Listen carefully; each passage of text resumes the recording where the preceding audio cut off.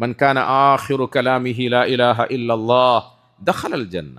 അള്ളാഹു നമ്മളെയൊക്കെ സ്വർഗത്തിൽപ്പെടുത്തി അനുഗ്രഹിക്കുമാറാകട്ടെ.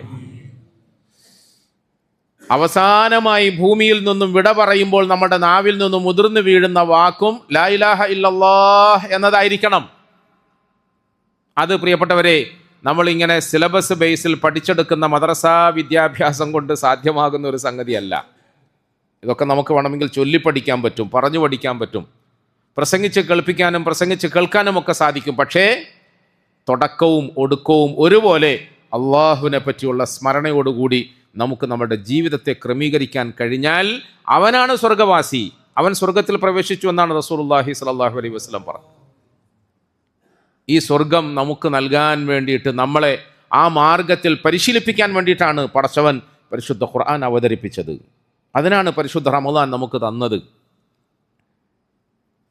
പരിശുദ്ധ റമളാൻ നമുക്ക് നൽകിയത് ഈ ഒരു പരിശീലനത്തെ എളുപ്പമാക്കി കിട്ടാൻ വേണ്ടിയിട്ടാണ്.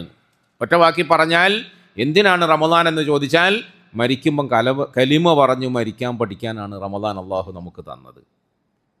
അഥവാ മരിക്കുമ്പോൾ കലിമ പറഞ്ഞ് മരിക്കണം എന്ന ആഗ്രഹം നിങ്ങൾക്കുണ്ടെങ്കിൽ അതിനുള്ള എളുപ്പവഴി എന്താണ്? അതിനുള്ള എളുപ്പവഴി ജീവിക്കുമ്പോൾ ഈ കലിമ അനുസരിച്ചിട്ട് ജീവിക്കാൻ സാധിക്കുക എന്നുള്ളതാണ്. അതല്ലാതെ വേറെ വഴിയൊന്നുമില്ല.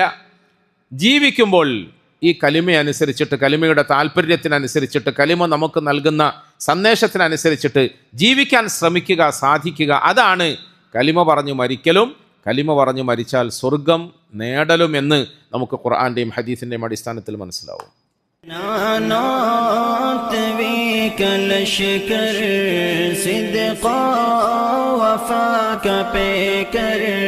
ഉലമാ